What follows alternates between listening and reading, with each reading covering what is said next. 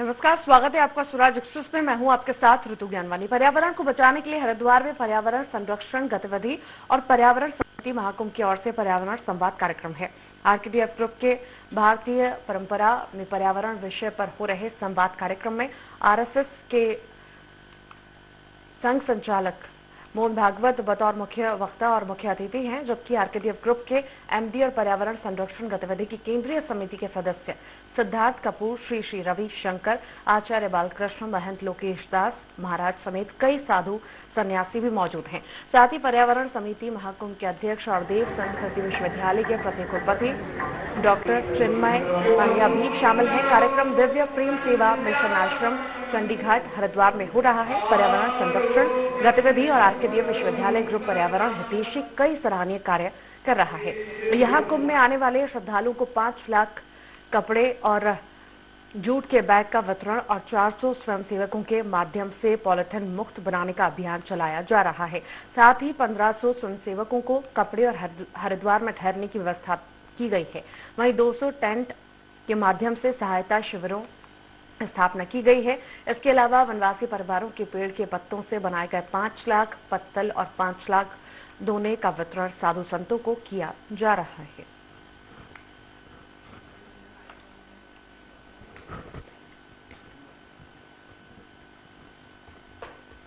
और आइए आपको सीधी लाइव तस्वीरें अब हरिद्वार से दिखाते हैं। पर्यावरण संरक्षण गतिविधि के जिला संयोजक भी हैं। पर्यावरण गतिविधि के प्रास्ताविक के रूप में विषय रखने के लिए संघ के वरिष्ठ प्रचारक श्रीमान राकेश जी जैन पर्यावरण संरक्षण गतिविधि के अखिल भारतीय सह संयोजक हैं। रायपुर छत्तीसगढ़ आपका केंद्र है। इस क्षेत्र में कुछ प्रांतों में प्रांत प्रचारक रहे हैं। राष्ट्रीय सेवा भारती के राष्ट्रीय संगठन मंत्री आप रहे हैं। वर्तमान में अखिल भारतीय सह संयोजक हैं मेहमान श्रीमान राकेश जी भाई साहब।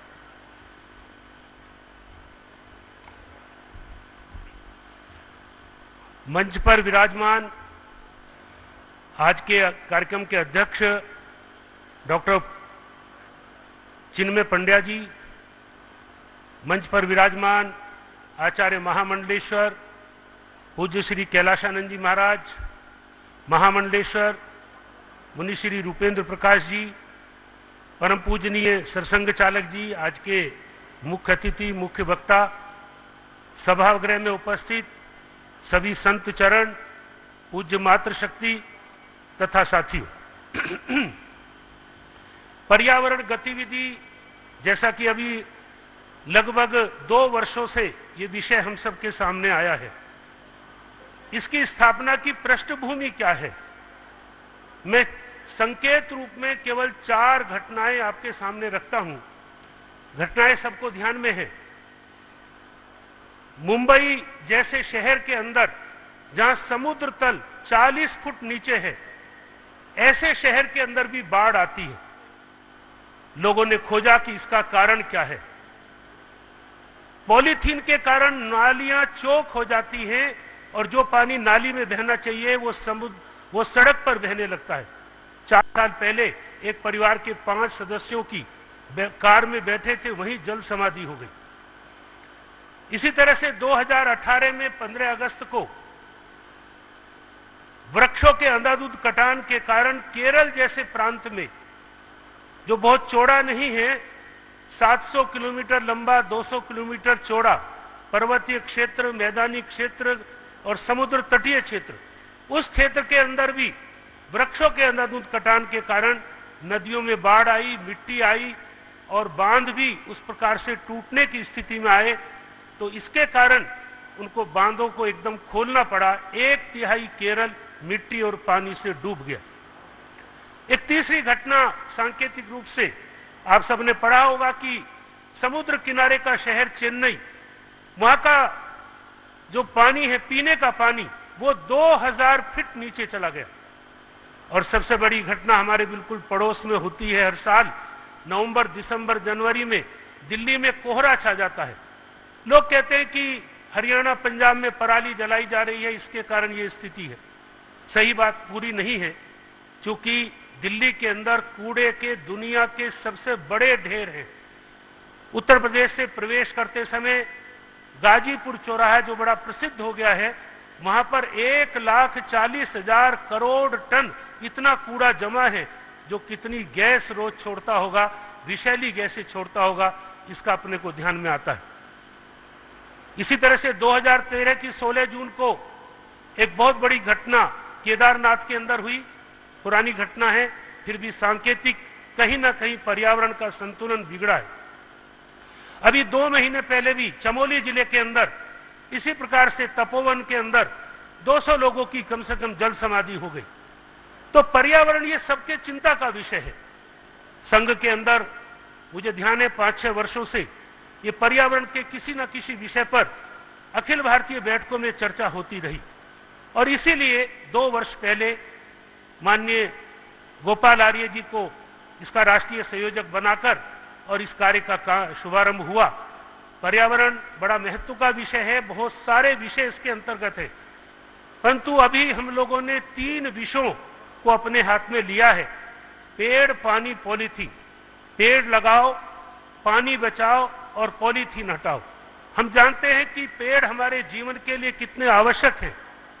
पेड़ों से अपने को समस्त भोजन सामग्री, पेड़ पौधों से ही दलहन, तिलहन, सभी प्रकार के फल, फूल, जड़ औषधि, छाया, ऑक्सीजन और उसकी जड़ों के द्वारा जमीन को पकड़ कर रखना, भू संरक्षण क्षमता, ये पेड़ों के द्वारा होती है।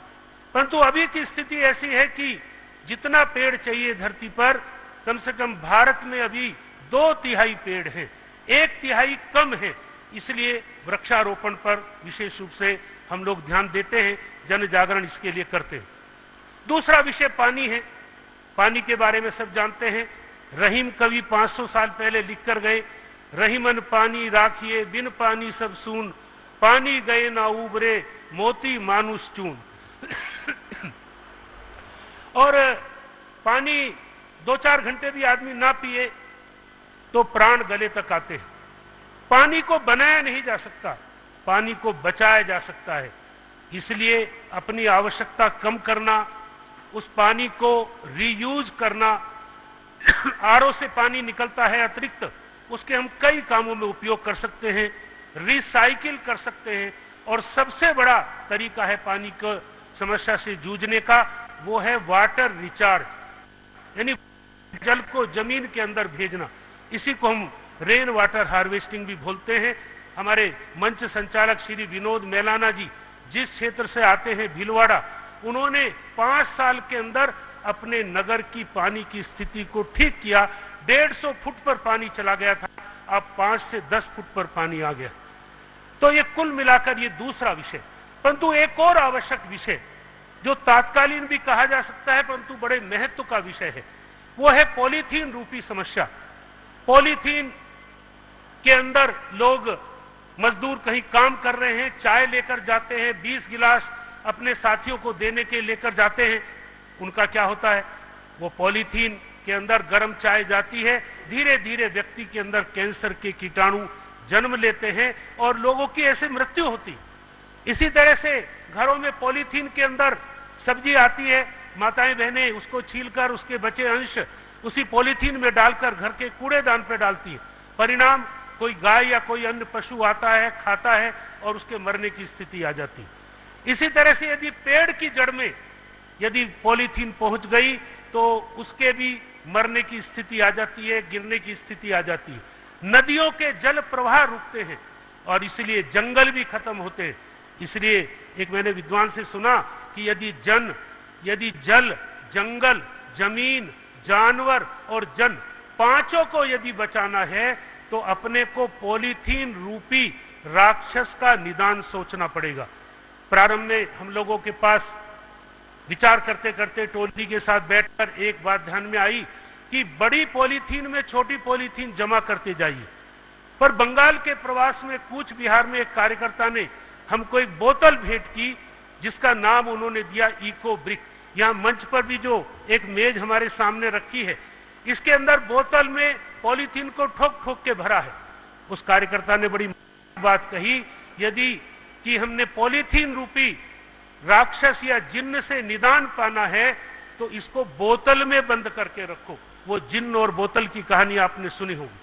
तो इस तरह से इन तीनों समस्याओं पर काम करना, इसके लिए विद्यालयों की समिति, धार्मिक क्षेत्र में समिति, नारी शक्ति जागरण, एनजीओ के माध्यम से ये सारा काम करना और सोशल मीडिया पर काम करना, अनेकों संगठन इस विषय में काम कर रहे हैं, उनका सहयोग 6 कार्यों के माध्यम से ये गतिविधि चल रही है। और 3 विषयों पर हम लोग आग्रह करते हैं, पेड़ लगाओ, पानी बचाओ, इन पर काम करना, अब जहां बैठे वहां चर्चा करना, इस विषय में लोगों को जोड़ते जाना।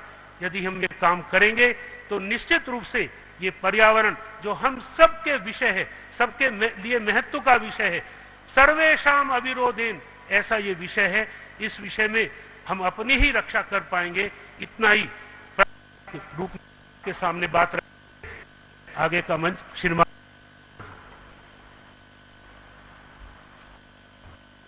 ये मेरा भाग्य है कि हमारे मंचा परम पूज्य श्री रूप जी आश्रम के पधारे हैं। मैं पुनः डॉक्टर पांड्या वे स्वागत करने का कष्ट करें। पूज्य रूप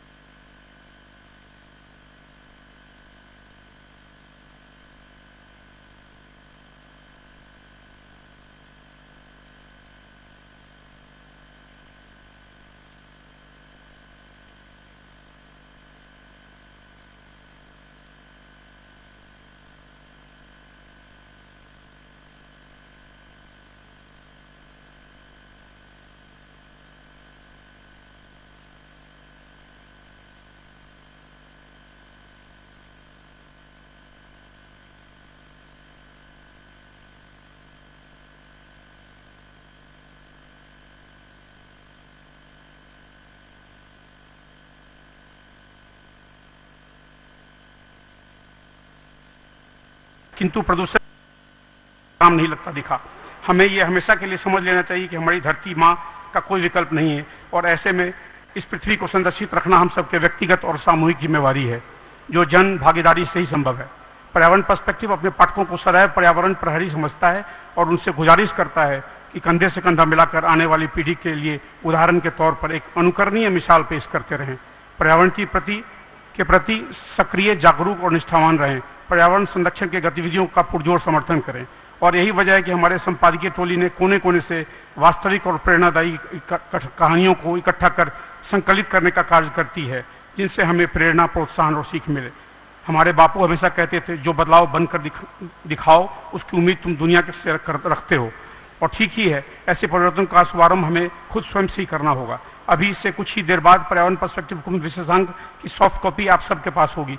पर्यावरण हम सब के लिए कितना महत्वपूर्ण है, इसका अंदाज आप इसी से लगा सकते हैं कि पर्यावरण पर्सपेक्टिव के इस अंक में विशेष तौर पर हमारे अभिभावक सर संचालक श्रद्धेय श्री मोहन भागवत जी, माननीय सर कार्यवाह श्री सुरेश भैया जी जोशी जी, माननीय सर कार्यवाह श्री सुरेश जी सोनी जी, भारत सरकार के पर्यावरण, वन और जलवायु परिवर्तन और सूचना एवं प्रसारण मंत्री श्री प्रकाश जावड़ेकर जी के अलावा देश भर के विभिन्न शिक्षा और पर्यावरणविद, इन्वायरमेंटल इंथुजियास्ट प्रैक्टिशनर्स ने इस अंक के लिए अपने लेखों को कलमबद्ध किया है।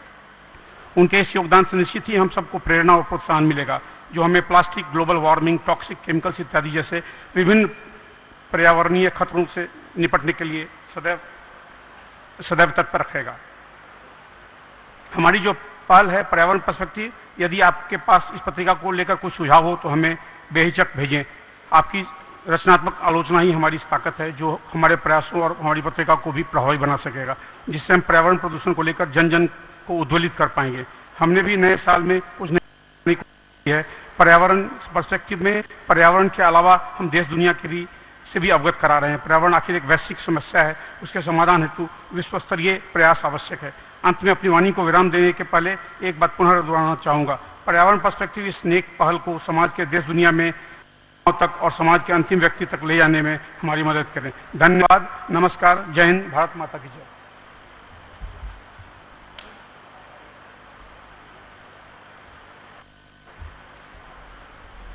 हमारे मध्य में परम पूज्य महामंडलेश्वर स्वामी यतीन्द्रानंद गिरी जी पधारे हैं। आप जीवनदीप आश्रम के परमाध्यक्ष हैं, मैं उनका करता हूं। हमारे मध्य में परम पूज्य स्वामी मानदास जी महाराज विराजमान हैं। आप यहाँ पर वाल्मीकि मंदिर के श्री महंत हैं। हमारे मध्य पूज्य स्वामी करमवीर जी योग आश्रम मुजफ्फरनगर से पधारे, उनका भी अभिनंदन करते हैं।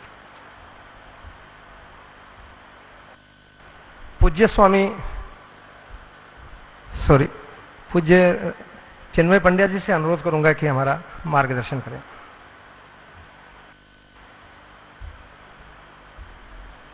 धन्यवाद विनोद जी। मित्रों, पूज्य गुरुदेव परम वंदनीय माता जी की दिव्य उपस्थिति को साक्षी मानते हुए माँ गायत्री के महामंत्र के साथ मैं अपनी बात को आरंभ करना चाहता हूँ। माँ गायत्री का महामंत्र हम लोग परिचित हैं कि मानवीय व्यक्तित्व, मानवीय चेतना के समग्र रूपांतरण का और उन संभावनाओं के जागरण का मंत्र है, जिनके जाग जाने के बाद नर को नारायण बनते, इंसान को भगवान बनते, पशु को परमात्मा बनते और क्षुद्र को महान बनते देर नहीं लगते। उन संभावनाओं का जागरण हमारे व्यक्तित्व के भीतर संपन्न हो सके और पूरी मानवता श्रेष्ठता के पथ की ओर अनुकरण करने के योग्य बन सके, इस भाव के साथ एक बार माँ गायत्री का महामंत्र साथ साथ।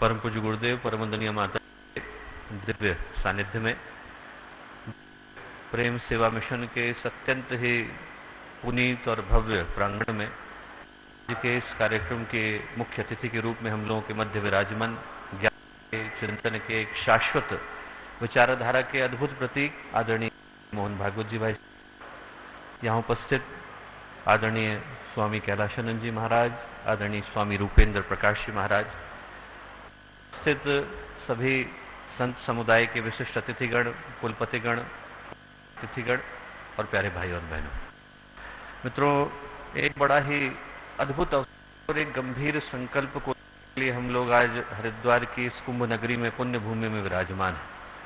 और ये जो हरिद्वार की पुण्य भूमि है, ऐसी पुण्य भूमि है जहां से संतों की, साधकों की, योगियों की, तपस्वियों की एक नहीं अनेक श्रृंखलाओं ने बारंबार जन्म लिया है और अनेकों ईश्वरीय परंपराओं ने जन्म लिया है।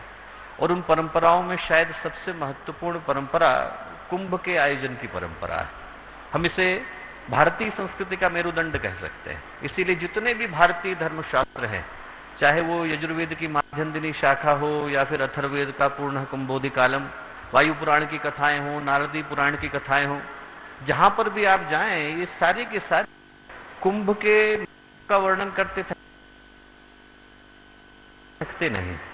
और आप लोग सभी जन है, मुझसे तो कई गुना ज्यादा ज्ञान को रखते हैं। कुंभ के महत्व के लिए मैं यहां नहीं खड़ा हुआ, पर जिस विशिष्ट रूपक को मैं साझा करता हूं वो मुझे लगता है कि उस कहानी के माध्यम से स्पष्ट हो सकेगा। जो कहानी कुंभ के आयोजन की पृष्ठभूमि, पता है सबको कि महर्षि दुर्वासा का श्राप लगा तो देवताओं की शक्ति जो है कुंद पड़ी। भगवान विष्णु का सहारा लिया गया, मंदार पर्वत को मथनी बनाया गया, वासुकी नाग को रस्सी बनाया गया, समुद्र को मथा गया और निकले। और कितनी खूबसूरत बात है कि जो पहला रत्न निकला वो जहर निकला। भारतीय संस्कृति ने जहर को, विष को, हलाहल को, कालकूट को भी रत्न माना और बाद में अमृत निकला। बाद में फिर जब इंद्र के पुत्र जयंत उसको लेकर के भागे और फिर जब भगवान सूर्य, भगवान चंद्र ने, बृहस्पति देव ने घट के प्रसरवण से रक्षा करी, तो इसीलिए जो इन सभी ग्रहों की युतियां हैं, गतियां हैं, वो कुंभ के आयोजन का खगोलीय आधार बन जाते हैं। पर उस कहानी को सुनाने के लिए मैं यहां नहीं खड़ा हुआ, जिस रूपक का स्मरण कराने के लिए खड़ा हुआ वो मुझे लगता है कि आज के आयोजन का सबसे बड़ा आधार है। जो कहानी का अर्थ है वो बड़ा स्पष्ट है कि जब भी कोई संघर्ष की यात्रा होती है तो पहले विष निकलता है, बाद में अमृत निकलता है। जो कुंभ का आयोजन है, यदि ध्यान से देखें तो विष को अमृत में बदल देने की यात्रा है। जो संदेश है वो स्पष्ट है कि यदि मानवता को अमृत का पान कराना है तो पहले किसी महादेव को नीलकंठ बनना पड़ता है। यदि गंगा का अवतरण भूमंडल पर करना है तो पहले भगीरथ को तपना पड़ता है। यदि राम राज्य की प्रतिष्ठा करनी है तो पहले भगवान राम को वनवास सहन करना पड़ता है। संघर्ष की यात्रा से निकलने के बाद ही सौभाग्य की गाथा लिखी जाती है। और इसलिए मैं कहूंगा कि जो आज के पर्यावरण संरक्षण का यह प्रयास है वो सही पूछा जाए तो विश्व को अमृत में बदल देने का प्रयास है। जिस विश्व की चर्चा कर रहा हूं वो पर्यावरण के प्रदूषण की। पर्यावरण प्रदूषण है दोस्तों, वो किसी एक देश, वर्ग, वर्ण की नहीं है, इसका सरोकार संपूर्ण मानवता के अस्तित्व से। हवा सांस जाए, पानी पीने लायक जाने से मना करते तो उसका दुष्परिणाम ऐसा नहीं है कि एक मोहल्ला भुगतेगा, उसका परिणाम सारी मानवता भुगतेगी ही, भुगत रही। यदि हम लोग नजरें उठाकर देखें और अकेले प्रदूषण को, तो आज 76% के करीब जो भारत के हैं उनकी हवा इस दूषित है कि आज ले पाने की स्थिति में नहीं। हर मौत जो भारत में हो रही है प्रदूषण के कारण, युद्धवाद से इतने लोग मर रहे जितने अकेले प्रदूषण के जाते हैं। दिल्ली में आप जाएं, 10 लाख के करीब बच्चे हैं जो 8 नहीं होते और उनके फेफड़े उस व्यक्ति बराबर हो जाते हैं जो पिछले 20 साल से सिगरेट पी रहा है। उस बच्चे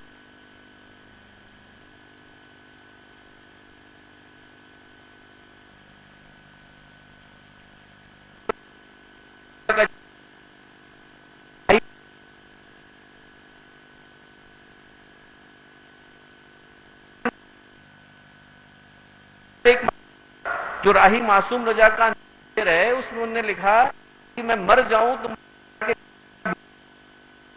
मेरे बदन का के देखिए उसको पीने से अंदरों को हवा जहरी जाने से मना कर रही है। 150 के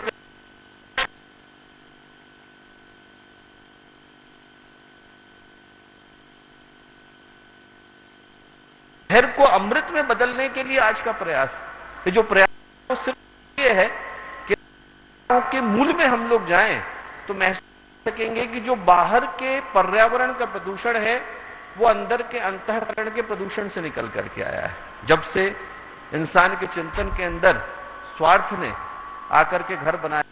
तो ये जो भारत था, जहां पर हमने चिंतन माता भूमि पुत्रोहम पृथिव्या, जहां पर हम बच्चे को कहते थे कि आप बिस्तर से नीचे उतरो तो भूमि को स्पर्श करो और प्रणाम करो, और ये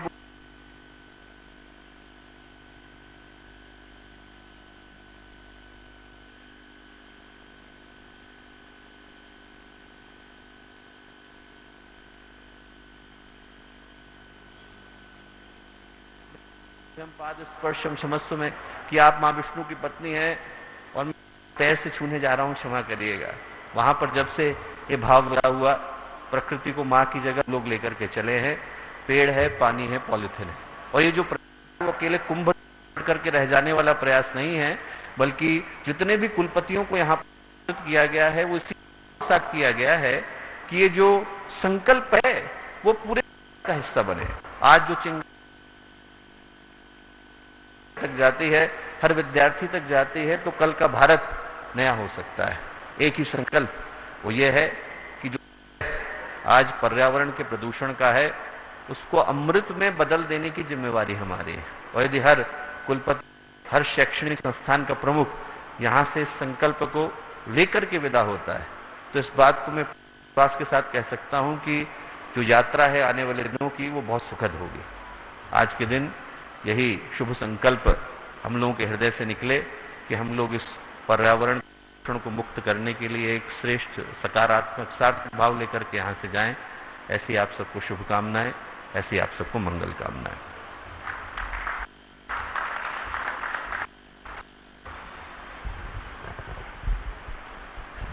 संतों का आशीर्वचन हम सब लोग ऊपर परिचित है। गलती से कुछ संतों का परिचय रह गया हो तो क्षमा चाहूंगा। एक संत हमारे मध्य में है, श्री महंत विष्णुदास जी महाराज, दिगंबर अखाड़ा उछालिया, इधर दायरी हो रही। भावगीत के पश्चात परम पूजनीय सरसंघ चालक जी का मार्गदर्शन मिलेगा। मेरी प्रार्थना है कि भावगीत के पश्चात परम पूजनीय सरसंघ चालक जी आशीर्वाद। भावगीत के लिए विष्णु युवा सन्यासी गोविंद शरण जी और अमृतानंद जी, नुमल हीरा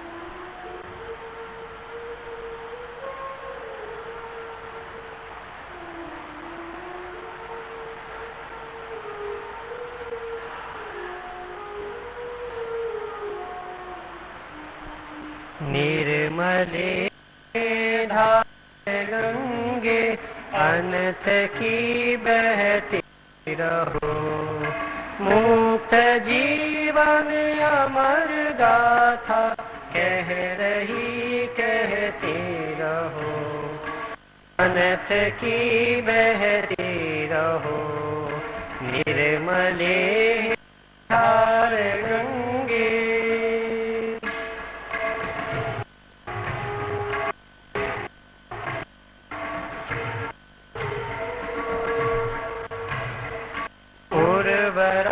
यह भरत भूमि तेरे तप से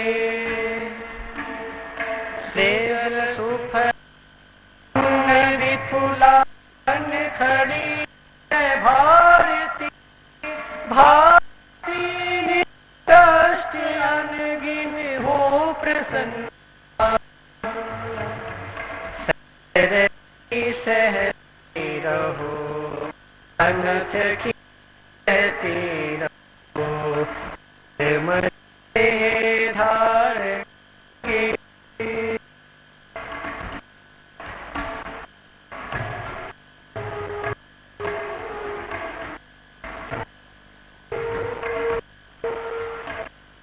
सार राष्ट्रीय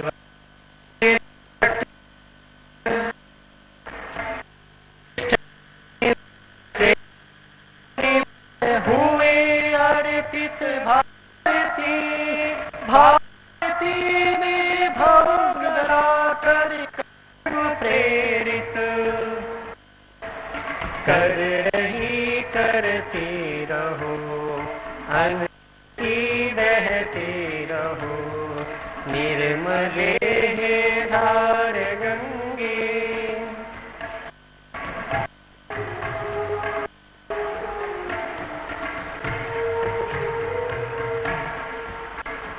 घात अवरोध बारा तेरे मग में जब भी आती धूप इस धरा की भारती भारती विजय नव उमंगे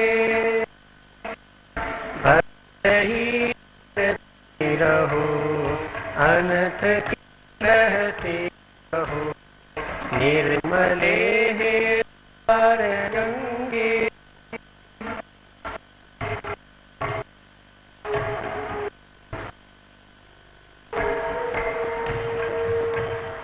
भेद दृष्टि आ रही है में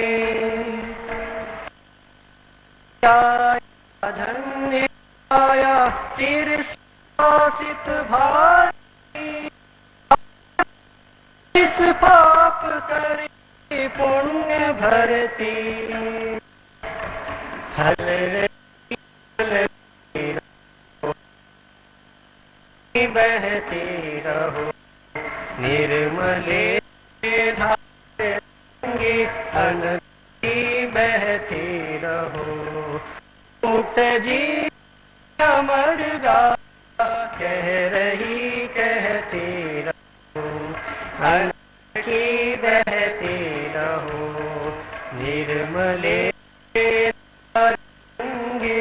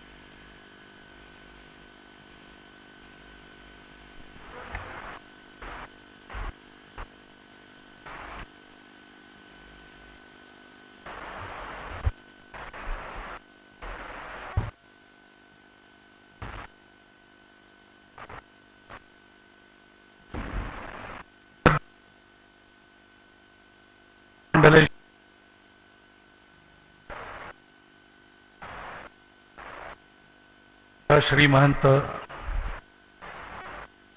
श्रीमान महाराज, उपस्थित सभी संत, पूज्य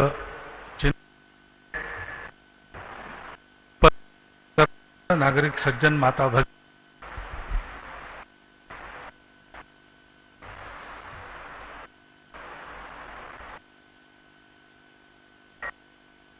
और पर्यावरण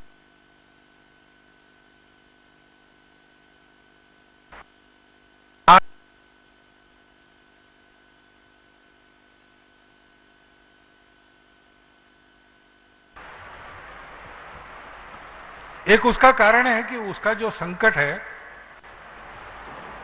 पर्यावरण के बिगाड़ में से विश्व के सामने जो समस्याएं खड़ी है, उसका कुछ न कुछ भान बच्चों तक भी पहुंचा है। हम भुगते ही रहे हैं। विश्व का तापमान बढ़ना, ग्लोबल वार्मिंग, प्रकृति ने अपना नियम छोड़ देना,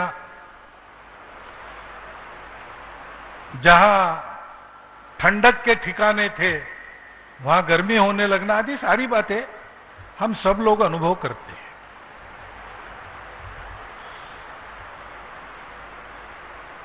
अब ये संकट है, इसलिए उसके प्रतिकार के लिए क्या क्या हो सकता है वो सब करना है, ऐसा स्वाभाविक ही लगता है।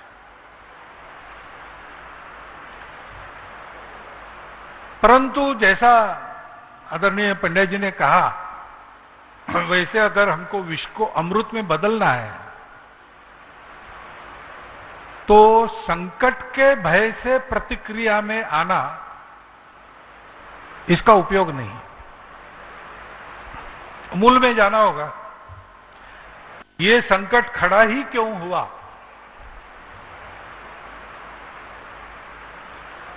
क्योंकि जब तक उसके कारण का पता नहीं लगता तब तक उपाय भी नहीं हो सकता।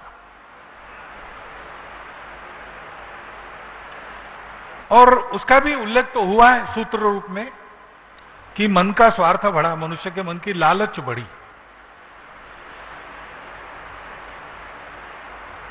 Nature has enough for anybody's need, but nature cannot suffice anybody's greed. आवश्यकता की पूर्ति प्रकृति माता सबके कर सकती है, करती रहेगी, परंतु लोभ को पूरा पड़ना उसके भी बस में नहीं है। ये लोभ लालच स्वार्थ पैदा क्यों हुआ? हर बात को उपयुक्तता की दृष्टि से देखने का दृष्टिकोण कहां से आया? वैसे तो हर बात की उपयुक्तता देखनी तो पड़ती है,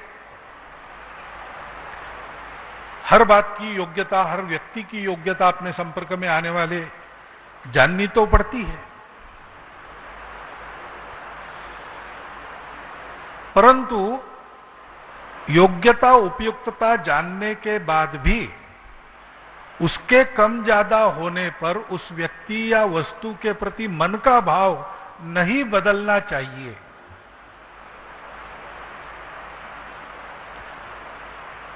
लेकिन ऐसा होता नहीं। अपने सामान्य आचरण में देखिए कि जो उपयुक्त है, कीमती है, उपयोग की है, महंगी है, उस वस्तु को हम बड़ा जतन से रखते हैं, और जो सहज उपलब्ध है, सस्ती है या उपयुक्त नहीं है, उसको फेंक देते या उसकी चिंता नहीं करते, जो होगा होगा।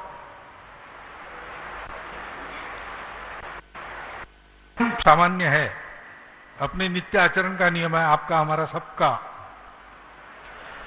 परंतु नियम नहीं भी है, क्योंकि घर में एक बहुत बूढ़ी माता है, बीमार पड़ी रहती है, सदा खांसती रहती है, सबको उसके कारण जागरण होता है, कमाई एक ढेले की नहीं करती और दवाई का ढेर सारा खर्चा उसके कारण होता है। दिखने में भी अब बुढ़ापे में सुंदर वगैरह कुछ है नहीं। अगर उपयुक्तता का विचार करना ये नियम होता तो ऐसी माताओं का क्या होता? लेकिन ऐसा नहीं है। विशेषकर भारत में कोई किसी ने कहा कि एक दूसरी कमाने वाली तरुण आयु की सुंदर और स्वस्थ है और अच्छा खाना बनाकर सबको स्वस्थ रखेगी, ऐसी एक दूसरी मां ले आओ और इस खर्चीली मां को छोड़ दो। तो लोग कहेंगे तुम क्या राक्षस हो क्या? क्योंकि कुछ भी हो जाए, उपयुक्तता शून्य है तो भी वो अपनी है। हम संघ की प्रतिज्ञा में करते हैं, प्रतिज्ञा में धर्म संस्कृति समाज का संरक्षण और राष्ट्र की सर्वांगीण उन्नति। क्यों? क्योंकि पवित्र, पहली बात है वो पवित्र है। लेकिन उससे भी ज्यादा, उसके भी पहले एक शब्द जोड़ते हैं, अपने पवित्र हिंदू धर्म, हिंदू संस्कृति, हिंदू समाज का संरक्षण कर हिंदू राष्ट्र की सर्वांगीण उन्नति। वो पवित्र है, हम जानते हैं, उसकी पवित्रता को अनुभव करते हैं, और वो पवित्रता दूसरों को देने में भी हमारा धर्म संस्कृति समाज समर्थ है, लेकिन कमियां तो उसमें भी है, आज आई है, निकालेंगे बाहर, लेकिन हम उसी का संरक्षण और उन्नति की सोचेंगे। क्यों? क्योंकि वो अपना है। सृष्टि के साथ ये अपनापन का भाव आज की प्रचलित विचारधाराओं में नहीं है। नहीं है, इसलिए नीतियां बनती है, उसमें भी विकास और पर्यावरण में विरोध आता है, और जो जहां ज्यादा उपयुक्त लगता है वहां उसका संरक्षण होता है, जो कम उपयुक्त लगता है उसकी अनदेखी की जाती है, और दूसरा कोई कारण नहीं है।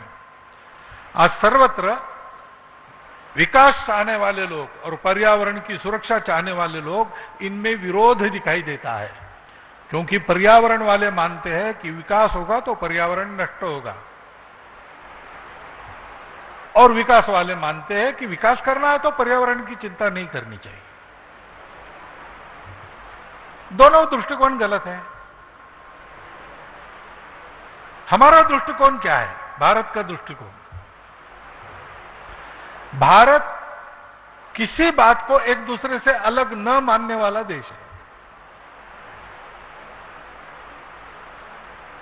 संपूर्ण अस्तित्व की एकता के पक्के सिद्धांत पर भारतवर्ष का जीवन खड़ा है, इसलिए सब भूचालों को, आंधियों को, तूफानों को सहन करके इतने वर्ष से पक्का खड़ा है, पक्का खड़ा रहेगा और दुनिया के जीवन को भी पक्का करेगा। क्योंकि मूल में हम ये मानते हैं कि सारा अस्तित्व एक है, दिखता विविध है। ये विविधता में एकता की केवल बात नहीं, एकता ही विविध बनी है, ये एकता की विविधताएं हैं।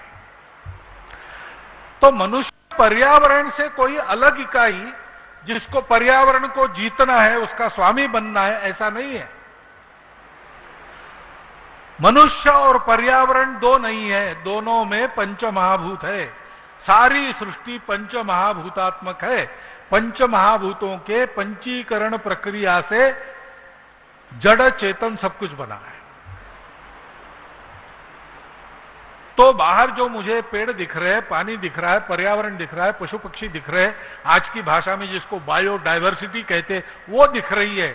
जड़ चेतन चराचर सृष्टि में मैं ही हूं, वो मेरा ही है, वो मेरा अपना है। मेरा अपना है, इसलिए उसको मुझे जीतना नहीं है।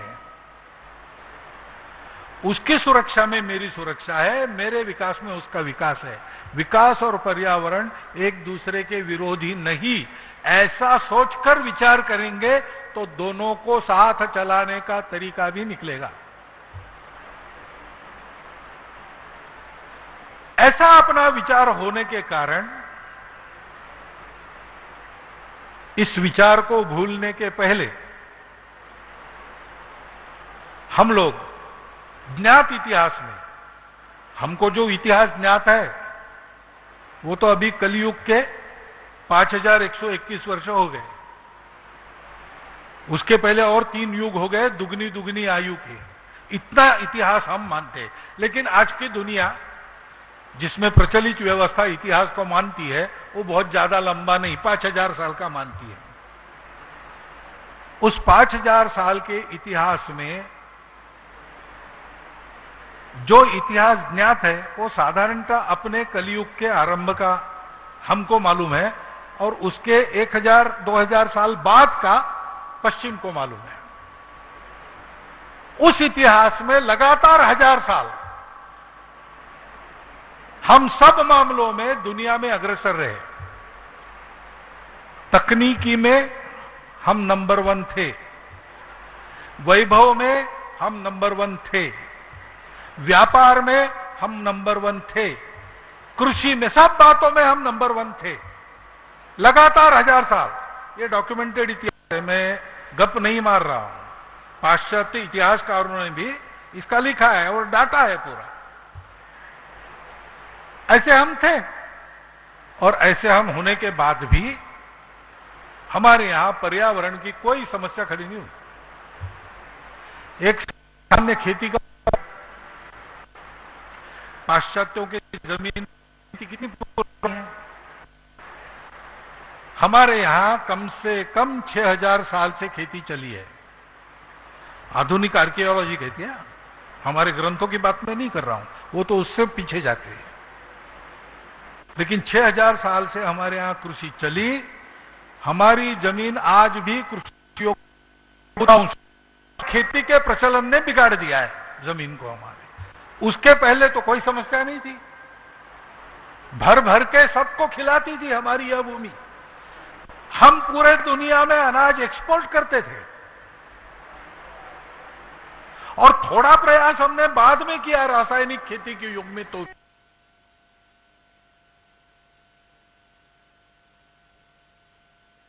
खेती के बाद हमारी ये स्थिति है जमीन की, परंपरा से हम जो खेती कर रहे हैं उस शास्त्र की।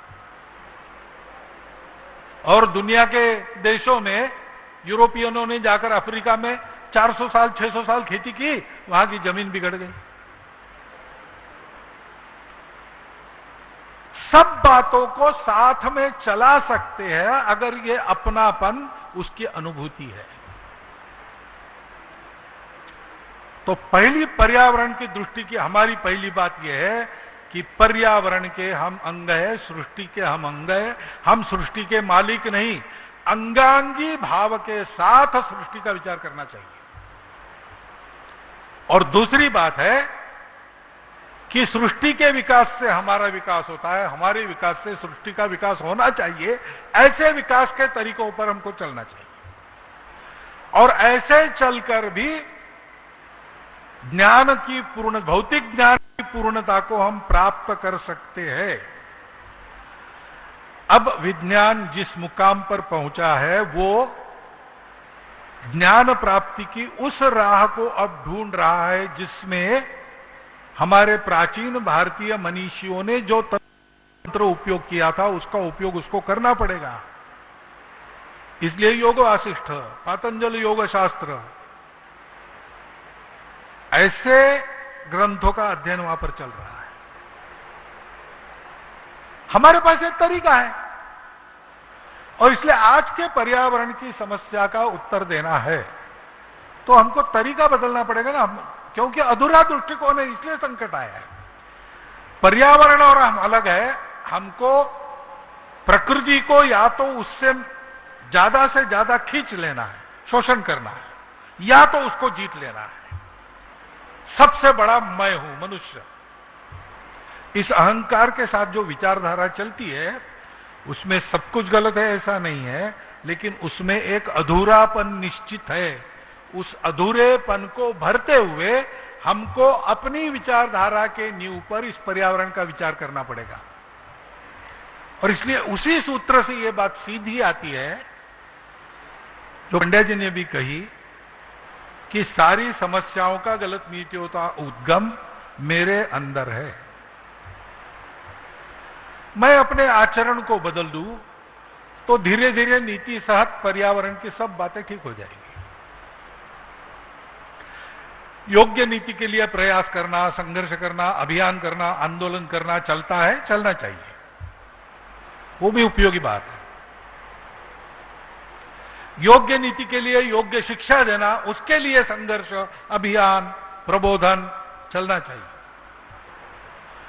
परंतु ये चलेंगे और सफल होंगे तो भी समस्या जैसी की वैसी रहेगी, क्योंकि जब तक हम अपने दृष्टि दोष को दुरुस्त नहीं करते तब तक बात समझ में नहीं आएगी। दृष्टि दोष को दुरुस्त करने के बाद आचरण में उतारने की आदत लगानी पड़ती है। बुद्धि से मालूम होता है, मन भी स्वीकार करता है, लेकिन आदत से आदमी मजबूर होता है।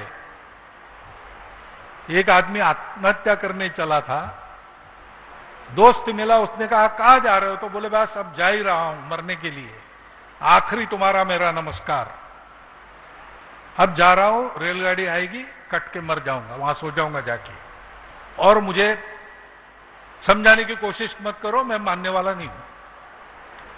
तो उसने कहा समझाने की कोशिश नहीं करता, लेकिन एक प्रश्न है कि तुम मरने जा रहे हो, भोजन का डिब्बा है ना हाथ में, वो क्या है? तो बोले गाड़ी लेट हुई तो क्या करेंगे, भूखा रहोगे क्या? मरने जा रहा है लेकिन 2 वक्त खाने की आदत है, उससे छुट्टी नहीं होती। ऐसे आदत का प्रभाव रहता है और इसलिए हमको पता है तो भी आचरण नहीं होता है। पर्यावरण गतिविधि का काम इस आचरण को बदलने का काम है। पर्यावरण संरक्षण ऐसा कहा है, लेकिन वो संरक्षण हाथ में तलवार, भाला, तीर, कमान या AK-47 लेके पर्यावरण बिगाड़ने वालों को दूर रखना, ये काम नहीं है। वो काम जिनको करना है करे, अगर उसकी आवश्यकता है तो उसमें भी समर्थन रहेगा सबका, परंतु ये काम ही नहीं है ना। काम तो ये है कि जहां उसका उगम है उस गलत बात का, उसी से मूल से उसको उखाड़ के फेंक दे। वो अपनी आदत में है। संघ के स्वयंसेवकों ने ये काम बहुत पहले शुरू किए थे। संघ कोई काम संघ शाखा चलाता है। ये राष्ट्रीय स्वयंसेवक संघ की पर्यावरण गतिविधि ऐसा कहा गया, ये थोड़ा वर्णन गलत हो गया।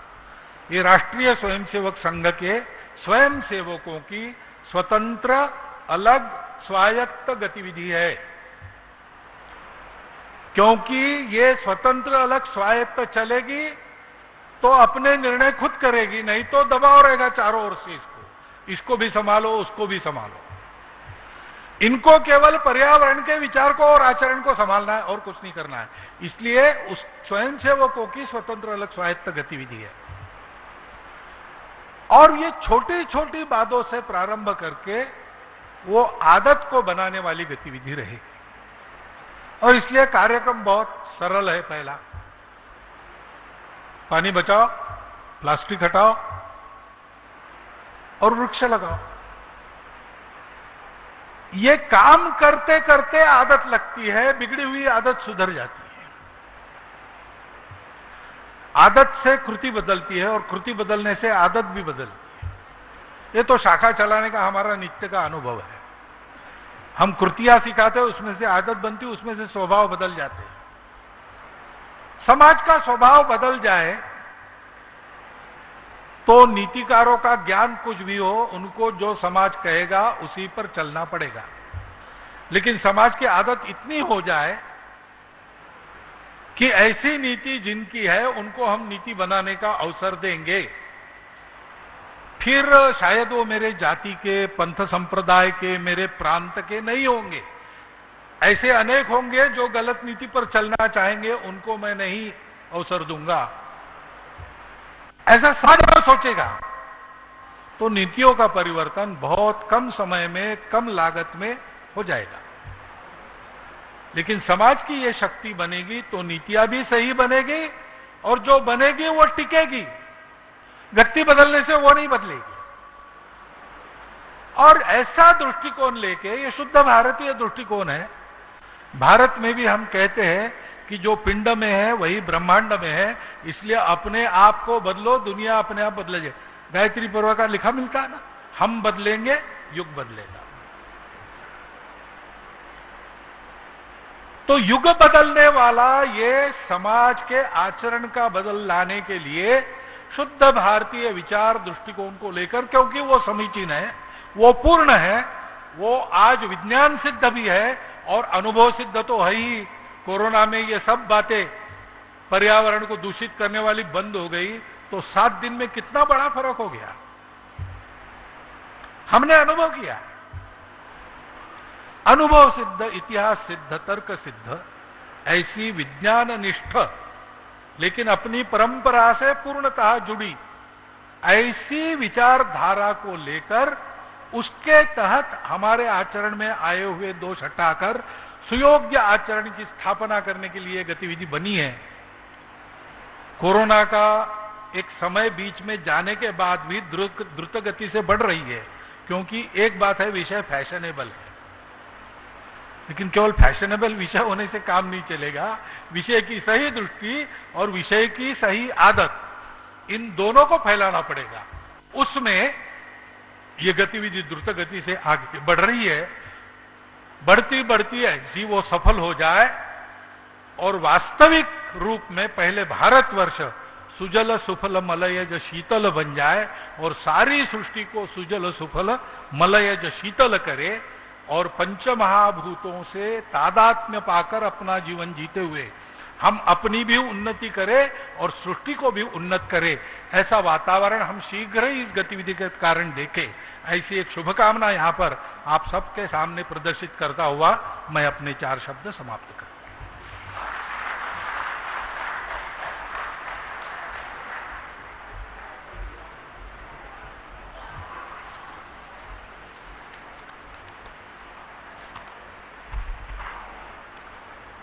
पर्यावरण समिति हरिद्वार कुंभ 2021 के तत्वाधान में आयोजित पर्यावरण प्रबोधन कार्यक्रम में मंच पर आसीन कार्यक्रम की अध्यक्षता कर रहे परम श्रद्धेय हमारे समिति के सम्मानित अध्यक्ष आदरणीय डॉक्टर चिंध्या पंड्या जी, कार्यक्रम के मुख्य अतिथि परम पूज्य सर संचालक जी परम पूज्य डॉक्टर मोहन भागवत जी, मंच पर विराजमान परम पूज्य महामंडलेश्वर निरंजनी, आचार्य महामंडलेश्वर निरंजनी, काली पीठाधीश्वर पूज्य कैलासानंद गिरी जी महाराज, अवधूत मंडल आश्रम के परमाध्यक्ष स्वामी रूपेंद्र प्रकाश जी महाराज, सभागार में उपस्थित मंचासीन सभी महामंडलेश्वर परम श्रद्धेय संत मंडल, उपस्थित सभी अतिथिगण, पर्यावरण समिति हरिद्वार कुंभ 2021 के सभी सम्मानित सदस्यगण, संचालन समिति के सभी पदाधिकारीगण, निश्चित रूप से आज मुझे हमारे द्वितीय सर संचालक जी परम पूज्य माधवराज सदाशिव राव गोलवरकर जी, गुरुजी, श्रद्धेय गुरुजी के महावाक्य को पढ़ते हुए अपने आप को रोमांचित महसूस करता हूं, जिसमें उन्होंने कहा था, मानव स्वयं पर अनुशासन के कठोरतम बंधन तब बड़े आनंद से स्वीकार करता है जब उसे यह अनुभूति होती है कि उसके द्वारा कोई महान कार्य होने जा रहा है। हम सभी को शुद्ध पर्यावरण संरक्षण हेतु जो भी कार्य दिए जा रहे हैं वे सभी सच में परमात्मा प्रदत्त महान कार्य हैं, जिसका आनंद हमारे द्वारा कार्य करने पर हमें प्राप्त होगा। इन्हीं ही भावनाओं एवं आशाओं के साथ हम सभी को जन कल्याण हेतु कार्य करने की अति आवश्यकता है।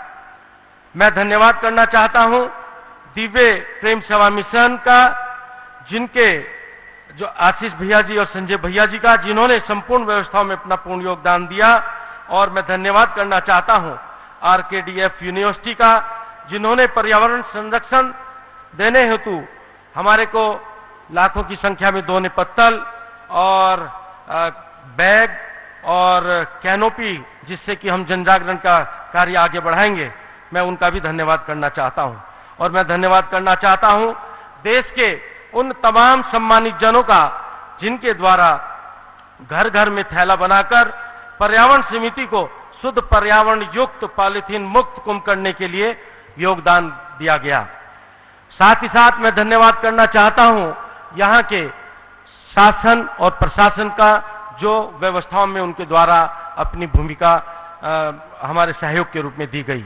मैं इस सभा में उपस्थित उन सभी महानुभावों का, उन सभी अतिथियों का एवं पर्यावरण समिति संचालन समिति हरिद्वार कुंभ 2021 के सभी सम्मानित सदस्यों को धन्यवाद देना चाहूंगा, जो पर्यावरण संरक्षण हेतु चल रहे इस महान कार्य में सम्मिलित हुए हैं और सामाजिक कल्याण के कार्य कर रहे हैं।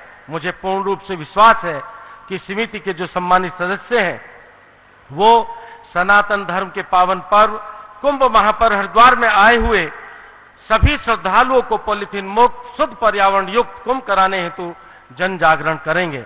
मातृशक्ति जो पूरी लगन से समिति के कार्य को कर रही है, मैं उनके द्वारा और जो विद्यालय इस समिति के कार्य में सहयोग कर रहे हैं उनका भी और बच्चों का भी अपने इस मंच के माध्यम से स्वागत करना चाहता हूं, अभिनंदन करना चाहता हूं। धन्यवाद।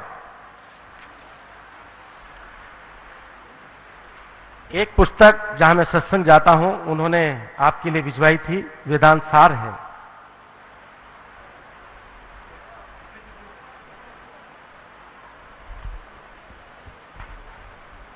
सभी को सादर नमस्ते। मैं कल्याण मंत्र बोलूंगा। पहली पंक्ति में बोलूंगा, उसके बाद सभी मेरे साथ दोहराएंगे। सर्वे भवन्तु सुखिनः, भवन्तु सुखिनः, सर्वे सन्तु निरामया, सर्वे भद्राणि पश्यन्तु, मा कश्चित् दुःखभाग् भवेत्। ओम शांति शांति शांति।